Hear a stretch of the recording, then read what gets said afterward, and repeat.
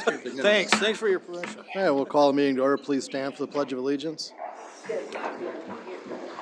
Pledge allegiance to the flag of the United States of America, to the republic for which it stands, one nation, under God, indivisible, with liberty and justice for all. Good evening and welcome, everyone. Tom, take the roll call, please. Mayor King. Present. Councilmember at Large Austin. Present. Councilmember Postma. Present. Helly. Present. Bashusta. Present. Fisher. Present.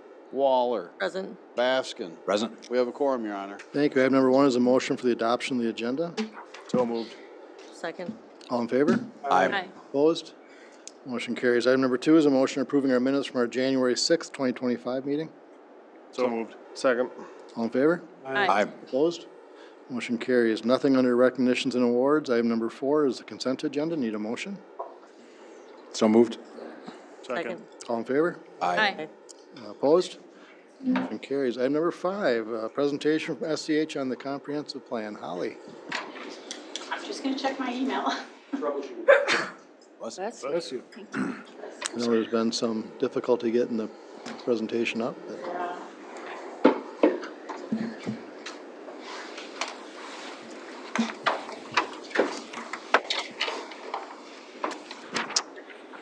and maybe if you wanted to, if it's difficult, we could probably move it down the agenda too. Yeah, if you wouldn't Do mind. that. All right, let's move on to item number 6, under petitions and requests. Looking for a motion approving the 2025 council boards and commission appointments with the replacement of Councilmember Baker with Councilmember Waller. Looking for a motion? So moved. Second. All in favor? Aye. Opposed? Motion carries. Item number 7 is a motion approving our audit engagement letter with Clifton Larson Allen. Tom? We have the engagement letter from our auditors, Clifton Larson Allen. In total, looks like they're proposing about a 6.7% increase to $54,117. At this point in time, we would request council's approval of this. In the future, if we wanted to look at different audit firms, you really need to start probably in April, May, June to bid it out. But at this point in time, they're a local firm, and we'd request approval of the audit engagement letter signing. Very good. Thanks, Tom. Council, any questions, Mr. Dankert, on this subject? Tom, do we know what the driver is other than everything else is getting Staff more? costs. Okay. It's, we're seeing this from our other finance directors that the costs are going up 5+% everywhere, and they're having a hard time retaining staff, which means they gotta hire, pay more, which means they gotta pass it on. Okay, thank you. I'd move to approve. Second. All in favor? Aye. Opposed? Motion carries. Item number 8 is a resolution approving our sanitary sewer summer averaging program. Stephen?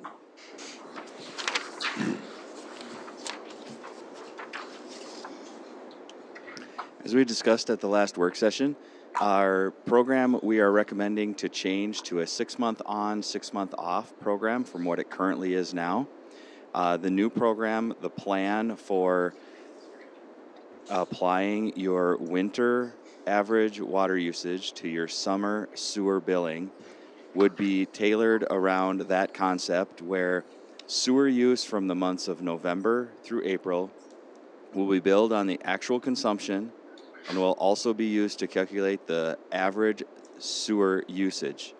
The months of May through October will be billed at actual consumption or the sewer usage average, whichever is lower. So by making this a 6-month on, 6-month off program, we avoid what happened this year during dry falls where we have people see higher than normal sewer bills in October. And it creates a full 12-month plan where we can hopefully more easily explain to residents when they have questions about how their summer sewer bill is determined to ensure them that their outside water usage in the summer does not go to impact their sewer bill. So with that, we would recommend council approval of this revised resolution. Very good. Thanks for your work on this, Stephen. Council, any questions on this? Otherwise, looking for resolution? So moved. Second. Tom? Councilmember Postma. Aye. Helly. Aye. Bashusta. Aye. Fisher. Aye. Waller. Aye. Baskin. Aye. Councilmember at Large Austin. Aye. Resolution passes 7-0, Your Honor. Thank you. Item number 9 is resolution setting our 2025 street assessment rates. Stephen? Our goal with street assessments is to assess approximately 40% of the street reconstruction cost to adjacent property owners.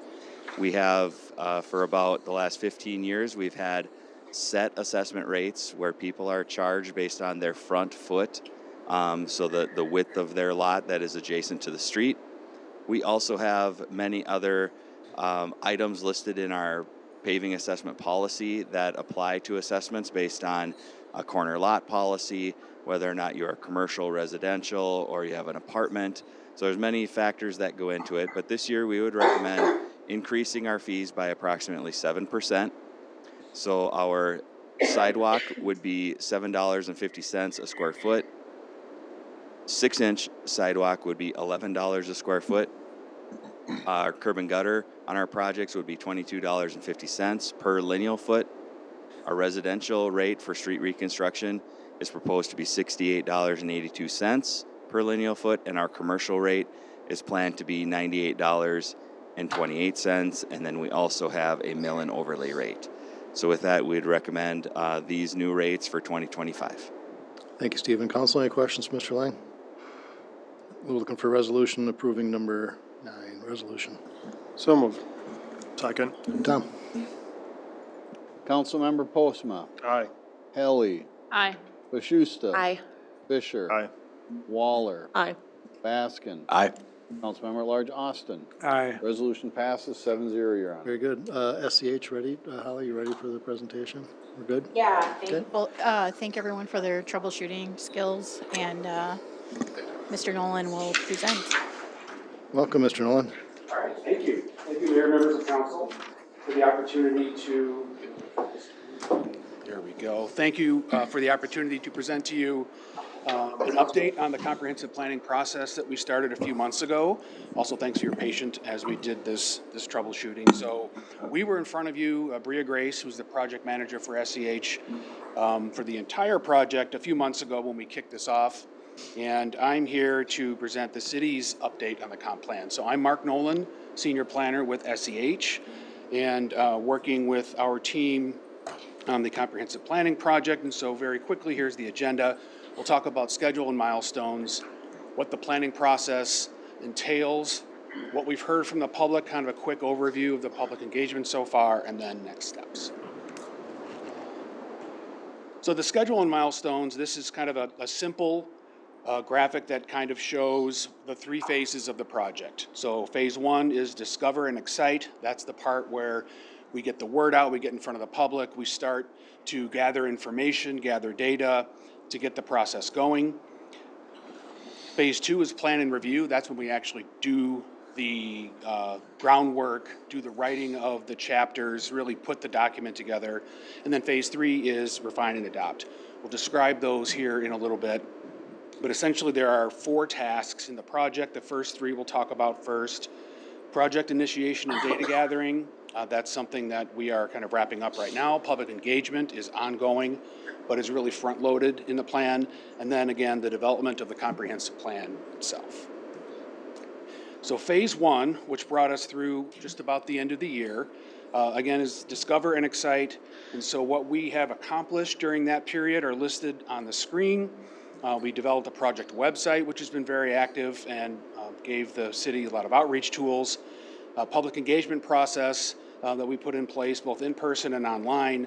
We have had working very closely with our partners, both at the county and Impact Austin and others on this process. And, you know, that whole relationship has been wonderful to get participation in the plan and to be able to have a chance to work with the county in parallel while they do their comprehensive plan as well has been valuable on, I think, on mutually beneficial on both sides.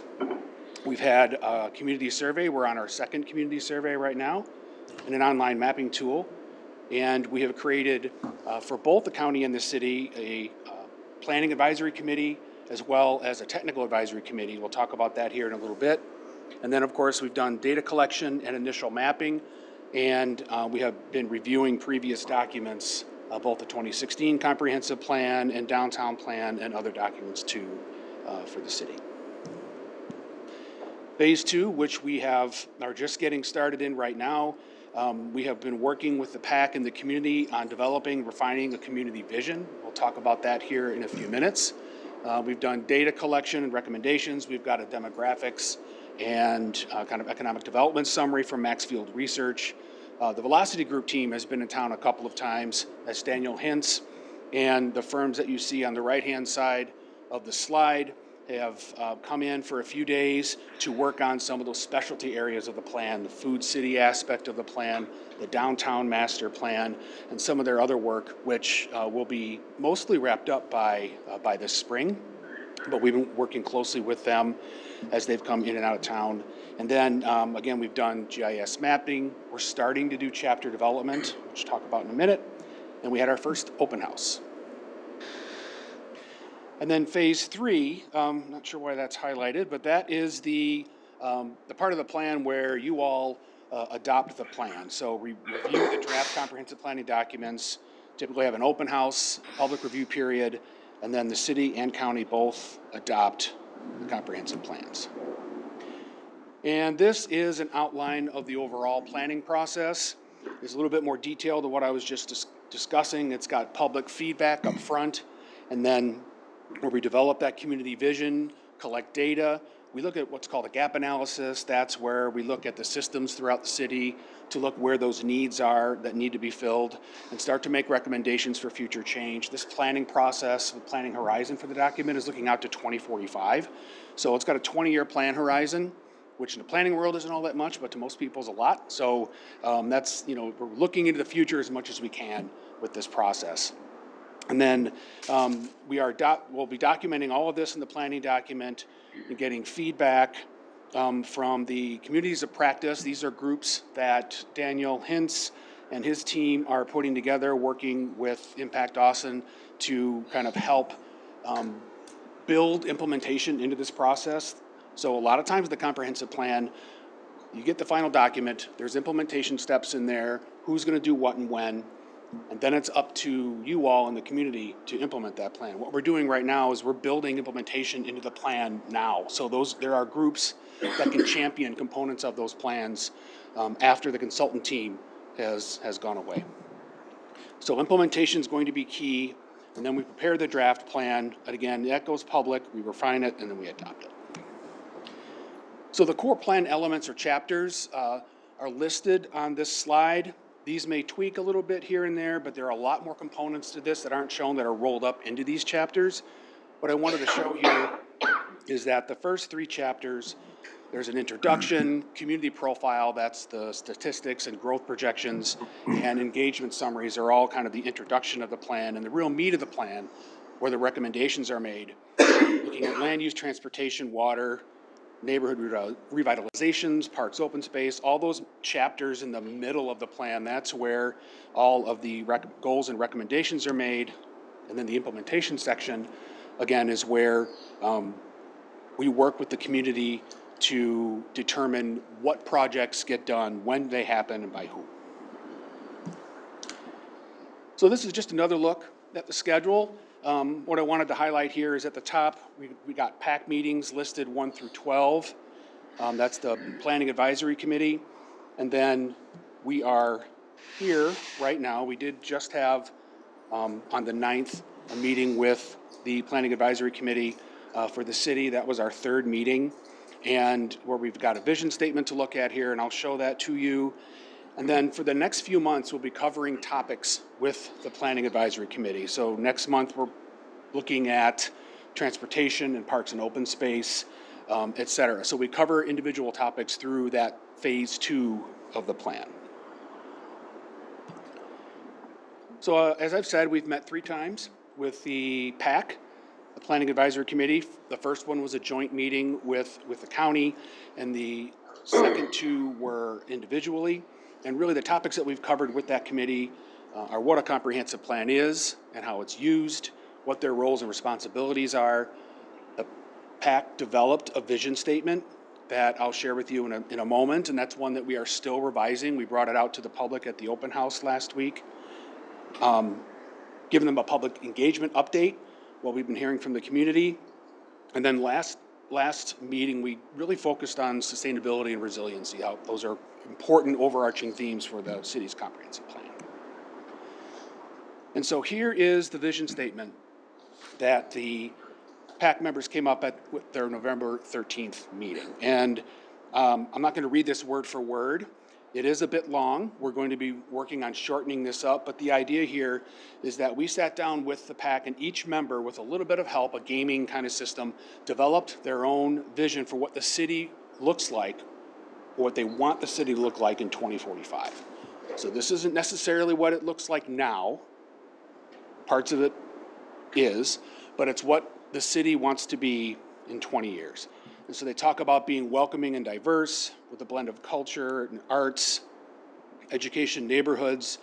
Families are connected by a sense of community and history and tradition, a prosperous place to that's accessible and inclusive, making it a great location to live, work, visit, etc. So I invite you all to provide some input on this, and I'll tell you how you can do that in a little bit. Again, we did get some input from this at the open house here recently, and we'll be revising that. I mean, this vision statement, and the county has their own, will remain as a draft throughout the entire process until it's adopted by you later on this fall, winter. Hey, Mark, I just wanted to jump in at that point and just say that we have 3 PAC members here tonight, actually. Councilmember Postma, Joe Bauer, and Steve Keim. And Val Sheedy from our county is here. She's my counterpart who I've been working with on the comprehensive plan. I appreciate their involvement. We do, and with these PACs, these advisory committees, we do try and put them to work as much as we can. Each meeting is, we try and have an activity and have it be a working meeting and really have them get some ownership to the plan. They're an advisory committee to all of you, really, into this whole process, but the idea is for them to kind of be the public conduit in and out of the plan. Just some quick engagement highlights. We've been working on engagement for a few months now, and we have a database that we're keeping internally. And Nick Novotny at Impact Austin has been doing a tremendous job on getting out there and meeting with people. And so we've had over 120 events, meetings, whether it's online or in person already. And those range from one-on-one meetings to the open house we had last week. We have had over 120 participants in those meetings. That's a total of online and in person. And then the online survey, we've had nearly 600 survey participants so far. That's the first survey, the second survey that's out there, and then also an interactive map that we had online for folks to pin things and make comments. So we've gotten some great responses from folks, and this held true at the joint open house we held on the 15th last week, along with the county. And so we had over 70 people come to this event. A lot of you, several people in here came to the event, which we really appreciate. The great steady flow of people for 2 hours. It was an open house format, so we had 16 boards, poster boards throughout the room, activities for kids, and ways to take the online survey in person there. And you can see from the boards, this is just a couple of the boards that we had, just wanted to demonstrate the amount of activity and engagement that we got at this event. I mean, it's really fantastic. And so we are still developing a summary of the event that takes a week or two to pull all this information together. And we will hopefully have something for you all and for the PAC next week. And at the same time, we have what we're calling a virtual open house. So this is a location where you not only can take the survey, but there's also a 3-minute recorded PowerPoint presentation. So if you can use this QR code to get there, or through the project website as well. And so you can, what's great about this is that it doesn't just have words or a paragraph explaining what a comprehensive plan is. There's an actual presentation that's paced really well, that Bria recorded, that I think is a great primer for people who just don't know what a comprehensive plan is and why we're asking for their input. So that's on there. And then you can also take a survey for both the county and the city. You can take one or both of those, and they get into a lot more detail. You may recall there was the first survey was a 3-question survey that was, what do you like about the city, what do you don't like, and what would you change or how can it change? This one gets into more detail about those topic areas. There'll be priority questions about transportation and parks, housing, economic development. You know, it takes, I know that I saw Craig and Holly took the survey at the event. It takes a few minutes to to take the survey, but this is really helpful for us. This is where we get, and for the PAC to get a lot of information specifically as we look at those individual planning elements. And that's live right now. So next steps. So we, again, we're having that virtual open house and survey. There's no end date to that right now. It'll be up for at least a couple more weeks.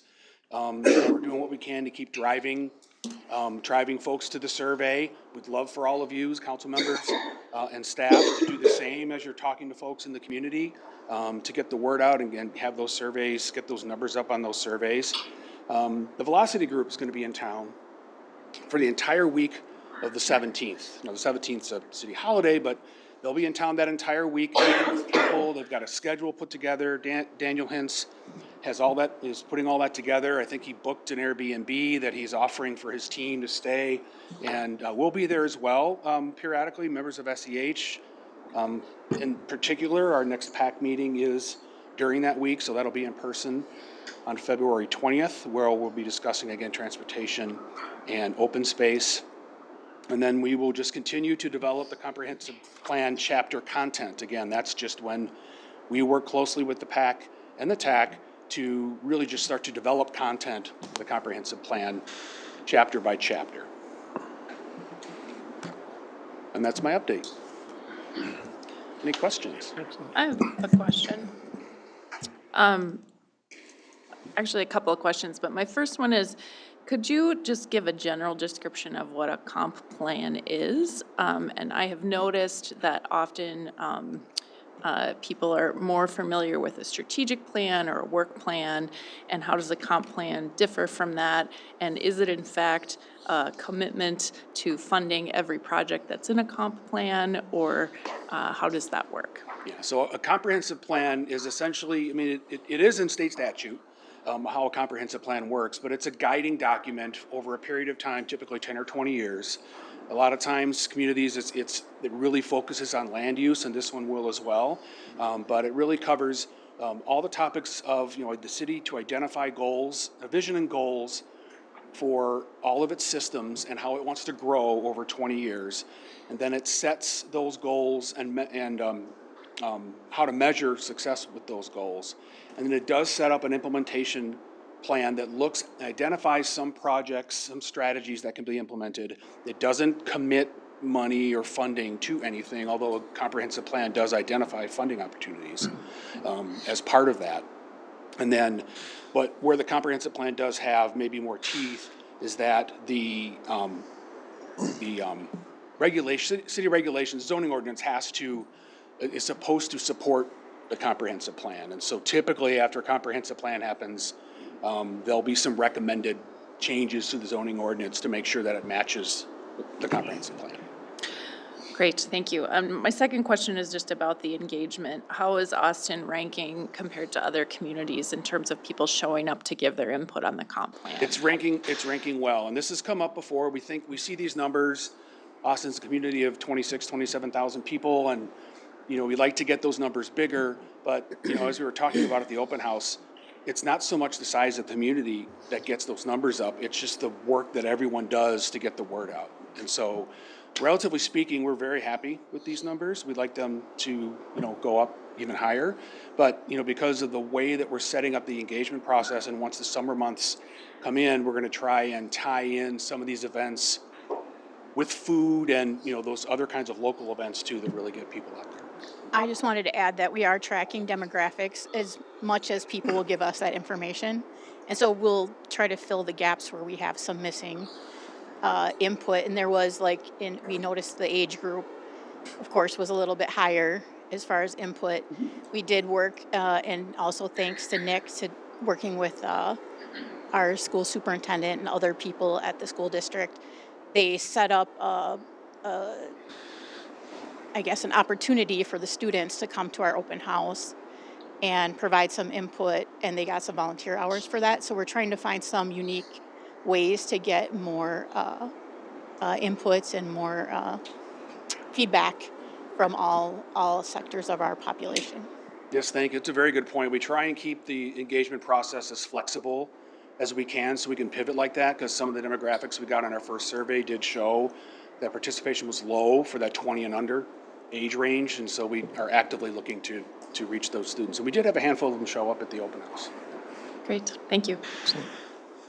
Thank you, Mr. Nolan. I thought there was great energy at the open house at Ruby Rupner. I thought, when I pulled into the parking lot, there wasn't very many stalls open, so I thought attendance was awesome too. Yeah, yeah. I appreciate the work that you and the Velocity Group are doing. And it's worth noting again that this has not been done before, where county and city are partnering together through their comp plans and their, of course, their downtown master plan as well. But a lot of energy behind it, and I appreciate the work being done by SEH. Thank you.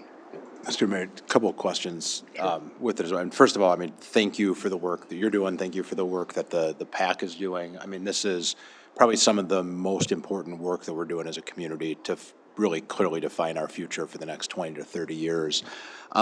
So first question is, as we kind of building off the last conversation, are we also going out to some of the underrepresented groups? I know, like, from a welcome, like a Human Rights Commission, one of the things that we've learned is, like, you got to go to the churches, you got to go to the coffee shop. Are we doing a lot of that work as well? Yeah, that's built into our engagement plan. We haven't done a ton of that yet, but the idea is we're working with the Welcome Center pretty closely on identifying some of those opportunities too. And we did have some translation at the open house, but yeah, that's always best to go to folks. So we did have a pop-up at the fair. This is back in whenever you have the fair, right? Yeah, August, similar weather. Thank you. Yes, and so that was an opportunity for us to come where the people are. That's not necessarily, the fair it pulls people from all over, right? But, part of this plan is you really want to focus on going to where the people are, where the residents are, but also in those areas that bring in people from outside, because, tourism and economic development is a big piece too. Second question is, as we think about, like, our role as, like, a city council, local government, like, what does best-in-class involvement look like in terms of helping to align on, like, here's the vision for where we're going, here's how we're going to prioritize the stuff that we're doing? Are there things that, like, we should be doing as a council, providing more feedback or setting up, like, what does best-in-class local government involvement look to maximize the potential of a comp plan to succeed? It's a great question. These updates are good, but also in between, we don't have in our scope to come here every month and give you an update, right? So the best thing is, if Holly or others want to give regular updates to provide feedback with all of you. And like I said before, the first action that you take will be to adopt the comprehensive plan, right? The first official action. But we really would like you to go out to your constituents, and you represent different wards, be able to talk to folks about, what's coming up. And so I think the best thing for us to do is to keep you informed. And so it doesn't fall to the wayside, right? It's a long process. Comprehensive plans take typically 1.5 to 2 years. And in the middle part of the project I wouldn't say necessarily it gets quiet, but it does start to, it's when we're all got our heads down and we're writing content, so. Okay. And then I think I would just add that, just always the opportunity to educate our community about how policy is made and how local government works, I guess, just in general. Good. Well, I know I speak at least for myself as, anything that we can do to continue to push forward and support it. If you're not getting that from us, let us know. We've got Holly and, Mike and, folks that are involved, which is great, and Craig. But yeah, I think this fits so well with where we want to get to, because I think we've had a little bit of torpor over the last probably 10, 15 years in terms of, like, clarity on, like, where are we going, right? Like, we had Vision 2020, very, very successful, kind of took a step back for a little bit, to focus on some other things, and now we need kind of that Vision 2045. And so I think just incredibly exciting, and, you have our full support, and anything that we can do to continue to support it structurally, physically, whatever. I let us know. will say, speaking of that, that's a 20-year vision, but we really advise communities to update the plan, or at least revisit it every 5 years. And so, because, we can't predict the future, and things change. You can't predict, pandemic. There's a lot of things that come up that change things. And so it's important to do that. And so maybe as council, to be able to consider providing the resources for staff to be able to do that. I kind of chime in on that too. I think one of the things the meetings at the last meeting that we had, they really mapped out, like, each month we're kind of tackling a different piece of the pie, like a tourism month, and some of the stuff on there that we're going to be looking at is some of the stuff that, as a council, and I'm sure the county board is the same way, that you know, just because there's a plan that we have in place or a policy, then it still gets brought before us. Do you want a one-off? Do you want to change what you said you were gonna do? And so like making sure that we're all really comfortable what's in this plan, knowing we can't dictate what future councils do, but boy, at least for the first 2 or 3 years, we should all be able to go by this roadmap pretty well because we all had say and input it and hoping that the county does the same thing.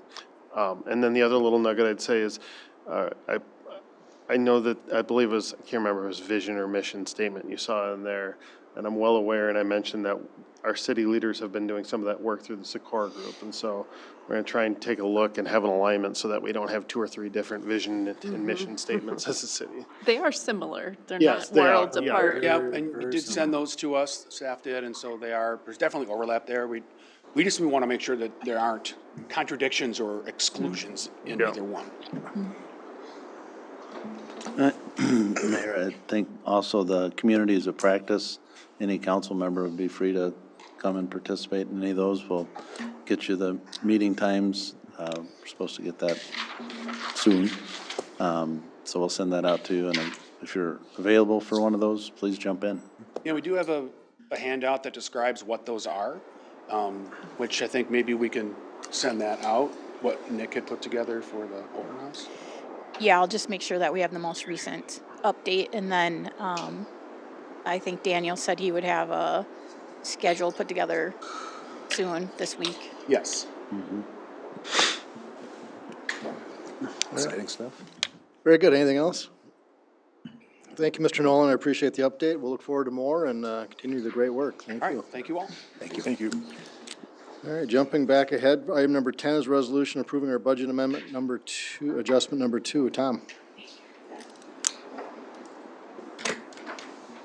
As part of the 5-year capital improvement plan, the city council set aside $400,000 of fund balance for the police department for a purchase of a vehicle to replace the Humvee that the federal government donated.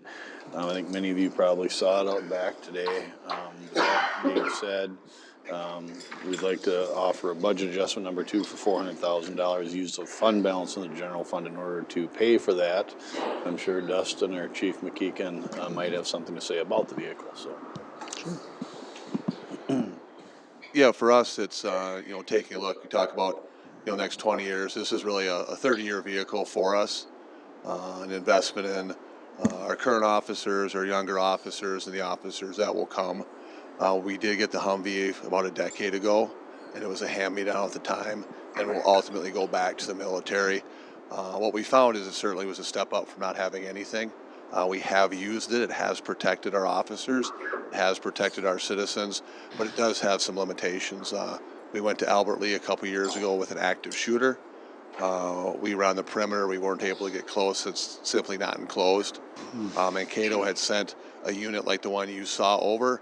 They were actually able to get close, work on getting people into the building and things like that. That vehicle was shot during that particular engagement, and it did protect the folks inside. A little over a year ago, Burnsville had their incident, and while that did have the initial loss of 3 people's lives, they also used a similar vehicle to, again, protect those at the scene. That also came under fire, was able to protect the officers. And that's just a little bit, unfortunately, the nature of even places like Austin, Albert Lee, where those events can come up. This would be 30 years of making investment, protecting the staff. With the limitations, the Humvee, again, we've had it 10 years. It was decades old when we've gotten it. We're having some delamination of the windows to where ultimately it's not going to be usable, and we just can't get replacements from the federal government. And so this is just an opportunity to make that investment, replace that unit, and let us use that for, we use it for negotiating, we use it to get close to places, but really protect our staff for the next 30 years. So thank you. Excellent. Thanks, Chief. And I appreciate the 4 officers here in attendance, and whoever got the contact with Albert Lee, I appreciate. Maybe Dustin Hicks might have made that contact. So I appreciate Albert Lee bringing that over. And I know I speak for the whole council in the city of Austin when I just want to say to the Austin PD, we fully support you guys. I understand, being short-staffed, it's difficult times. But if we can do anything, and this Bearcat is certainly an investment, like Chief McKeegan said, for the future, but we want to act prudently also and protect your safety and security and what you do for the city. So I think it's going to take about a year, a little better to make, but the money will be spent, and we're looking forward to getting that Bearcat again. Appreciate what you guys do for us. Any other questions for this approving the budget adjustment for the Bearcat? And move to approve. Second. Tom? Councilmember Postma, Aye. Helly, Aye. Bashusta. Aye. Fisher. Aye. Waller. Aye. Baskin. Aye. Councilmember at Large Austin. Aye. Resolution passes 7-0, Your Honor. Thank you, Tom. Moving on to item number 11 is a series of requests approving the cannabis ordinance, motion approving, or the preparation of the ordinance. We discussed that at last meeting. Looking for a motion for preparation of the ordinance as written. So moved. Second. All in favor? Aye. Opposed? Nay. Tom? Motion by Councilmember Fisher, second by Councilmember Postma for a motion to prepare the ordinance, so an aye vote is in favor of such. Councilmember Postma, Aye. Helly, Aye. Bashusta. Aye. Fisher. Aye. Waller. Aye. Baskin. Aye. Councilmember at Large Austin. Nay. Motion passes 6-1, Your Honor. Thank you, Tom. Item number 11B is adoption of the ordinance. So moved. Second. Tom? Councilmember Postma, Aye. Helly, Aye. Bashusta. Aye. Fisher. Aye. Waller. Aye. Baskin. Aye.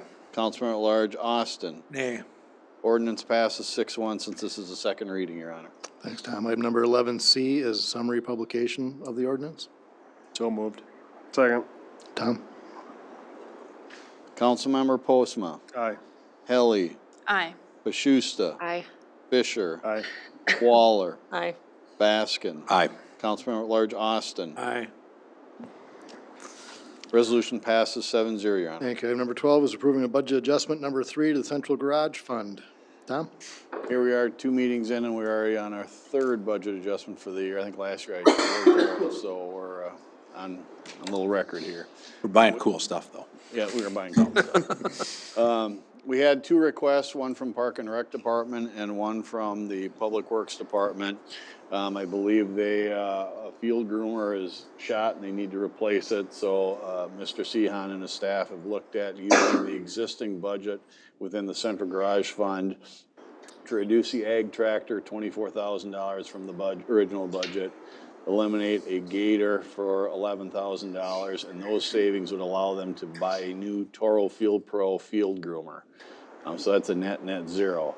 In addition to that, a week or so ago, Public Works Department received information from the county on the chipper that we jointly share. 30 years old, needs about at least 25 grand worth of repairs, and they're not convinced that will fix it. So instead, they're looking at allocating $115,000 of fund balance out to buy a new chipper with the county as a joint purchase again, as opposed to investing more money into a 30-year-old piece of equipment. With that being said, we would request budget adjustment number 3, which would A, authorize the Public Works Department to go into that program with the county, and then B, would allow the Park and Rec Department to get the field groomer and not increase their budget allotment for such. Very good. Thank you. Council, any questions for Mr. Dankert? I was looking for a approving the budget adjustment number 3 Central Garage Fund. So moved. Second. Tom? Councilmember Postma, Aye. Helly, Aye. Bashusta. Aye. Fisher. Aye. Waller. Aye. Baskin. Aye. Councilmember at Large Austin. Aye. Resolution passes 7-0, Your Honor. Thank you. Item number 13 is a motion approving our preliminary plat for Nature's Ridge 4th subdivision. Holly? Yeah, this application was brought by Nature Ridge Properties of Austin during the January 14th, 2025 meeting of the Austin Planning Commission. The commission reviewed the Nature Ridge 4th preliminary plat, and this particular proposed subdivision would fill out the space available within the boundaries of what Nature Ridge Properties owns in that area. The property is located between 13th Place Northeast and 20th Street Northeast. It is west of the Hormel Nature Center and consists of approximately 12.5 acres. And the proposed subdivision is 30 lots. After reviewing with 5 planning commissioners present, the commission voted unanimously 5-0 to approve the preliminary plat as proposed with the following conditions. 1, final approval by the city engineer and Austin Utilities. 2, that a development agreement and civil drawings detailing all facets of the construction and any remaining minimum subdivision standards required for the pending project be submitted along with the final plat. The final plat shall be submitted and approved within 6 months of approval of the preliminary plat. All applicable provisions of the subdivision code and permitting agency shall be met. And then there's a 30-foot strip at the north end of the subdivision that we're still talking about how that should be handled. There's a berm in that area related to stormwater, and that issue should be resolved before the final plat is approved. We do not have a date for that at this time, but there is a compressed timeline due to unique aspects of this project, which includes a partnership with the city and Nature Ridge Properties of Austin. And Stephen will talk a little bit more about that, but yeah,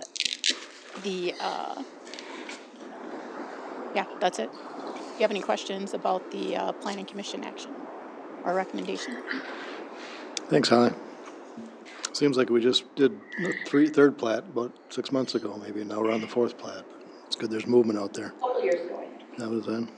Stephen, you have something to add to that? Yeah, I do. I just wanted to talk a little bit about next steps. So Holly mentioned what some of those next steps are with the final plat, the development agreement, which are normal things that we do as part of a residential development. But some unique things with this project is we are going to look at constructing the project with the city format for street reconstruction, where the city will get involved. We will publicly bid the project, and then we will assess the project costs back to these 30 lots. So essentially, the city is becoming the funding entity for this project. It allows us to be a little bit more involved with the infrastructure construction to ensure that the work is getting completed according to our normal standards. It also helps us to ensure that timelines are being met, as it will be under our control or under our oversight. And it also helps out the developer in that we are becoming the lending agency, and those costs are assessed back to the properties. Working with our city attorney, necessary agreements right now, so that the costs this fall after construction is complete, we would have the final assessment hearing, and those costs would then show up on those empty lots in the spring of 2026. And once those lots are sold to a builder or another entity, that cost would need to be paid. But we would treat it like a regular street assessment, where it could be spread out over 15 years with interest in that whole process. But then once that lot changes hands from the original developer, the amount would need to be paid. So a little unique project, and you'll be hearing more about it in the future as we bring forward the assessment roles for this area, and some of the will be developing the project plans and specs and awarding the project. So there'll be more involvement with this one than what you normally see on a residential development. Excellent. Thank you. I would just add, I think because of the timeline with the assessment, we were trying to bring this back to council the second meeting in February. Is that right? Yeah, February. Okay. Excellent. Thank you. Council, any questions? I have a question. Can you talk a little bit about what risks there might be to the community if the housing doesn't get built for whatever reason, and what you're doing to sort of mitigate those risks? I happen to have heard about some history of developing residential plats because of my job. So I'm just curious what you guys looked at and how you're mitigating risks. Well, you could look back at phase 1 of this development that started back in 2007, and it sat empty not empty, but slow construction for many years. That's always a possibility into the future. Our intent with this is these assessments would be spread out on their taxes, like I mentioned, over 15 years.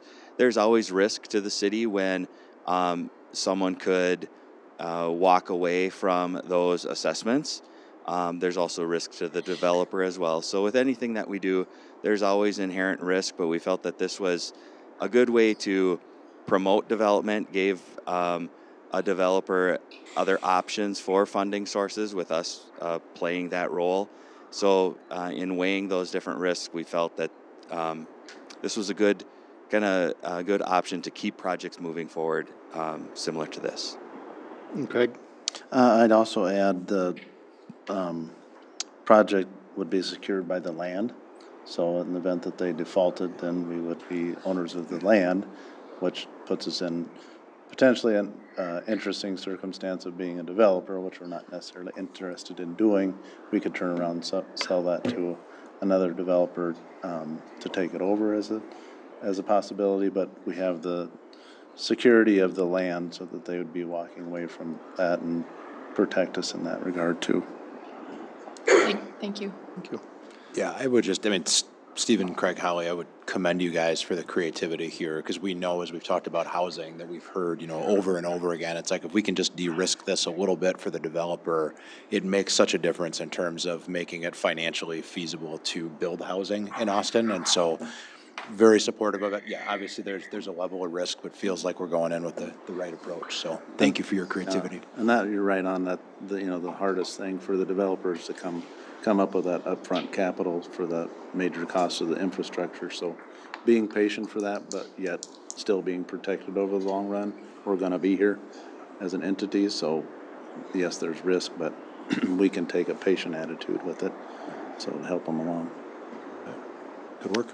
Very good. Thank you. Looking for a motion for item number 13. So moved. Second. All in favor? Aye. Opposed? Motion carries. Item number 14 is a motion requesting the sale of a sweeper. Stephen? In our CIP, we've identified the replacement of this 2016 Elgin sweeper, and we always look at options for how we get our best value out of a trade-in. And in this case, we feel that selling this vehicle at auction, Hamilton Auction Company, gives us the best possible return to apply those funds that we get from the sale to our new purchase. So we would request council approval to sell this sweeper at the upcoming Hamilton auction, which is in early March. Excellent. Thank you, Stephen. Any questions, council? Looking for a motion otherwise? So moved. Second. All in favor? Aye. Opposed? Sweeper goes to sale. Item number 15 is a resolution approving the gambling permit, premise permit for Hayward Fire Relief Association to sell e-tabs and pull tabs papers at Applebee's. Looking for a resolution. So moved. Second. Tom? Councilmember Postma, Aye. Helly, Aye. Bashusta. Aye. Fisher, Aye. Waller, Aye. Baskin, Aye. Councilmember Large Austin. Aye.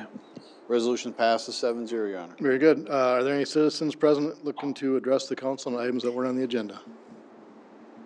Hearing none. Honorary Councilmember Cindy, do you have anything? Reports and recommendations. Craig? We have CGMC Legislative Action Day coming up on February 12th. A couple of you have reached out to me. If there's anyone else that would have interest, please reach out. Otherwise, that's all I have. Very good. All right, on to city council comments. Becky? I have nothing. Jason? I just wanted to note for the minutes that today was the celebration of life for Bob Brinkman. Wonderful life, wonderful member of the community, incredibly involved in so many different things. And so we certainly mourn his passing and thank him for all his contributions, and his family are in our thoughts. Very good. Thanks, Jason. Mike? Nothing, Your Honor. Jeff? Nothing, Your Honor. Laura? Nothing, Your Honor. Well, Joyce? Just that the Human Rights Commission last night put on a wonderful dinner in honor of MLK, community dinner, great turnout, and a huge thank you to everyone that made that happen. Excellent. Thank you. Paul? Thank you, officers, for coming to the meeting and listening, paying attention, and thanks for the things you do every day. Right on. Just like to echo Joyce's comment on that community meal yesterday. That was very well attended. And talk about a full-service city council. At the end of it, Councilmember Postma jump-started patron visitor's car for them. So Thank you, Mike. as you look for city council to do everything, they will do everything for you. I want to highlight the January anniversaries. We got a few folks here. Lynn Thompson celebrating 28 years of the Park and Rec. Tim Brandt, 27 years Street Department. Tricia Brandon, Park and Rec for 25 years. Ernesto Cantu, Police for 25. Brant Strofe, Police for 22 years. Dustin Wallenberg with the Police for 22 years. Jamie Grabau with the wastewater treatment plant for 19 years. Melissa Wilson, Finance for 17. Sarah Steinhoff, Library of 15 years. Jim McCoy, Fire, 11 years. I know that guy. Josh Sadheim, Engineering, 11 years. Mike Laux, Street Department, 10 years. Nate Hafes from the Police Department, 9 years. Mike Bolster, Sewer Maintenance for 7 years. Wanda Hatfield with the Clerk's Department, 3 years. And Damian Schrader also with the Police Department for 2 years. So thanks for all those folks that do a lot of great work with our city departments. So with that, look to a meeting or motion to adjourn our meeting. So moved. Second. All in favor? Aye. Aye. Opposed? We are adjourned. We'll take about a 5-minute break till the work session.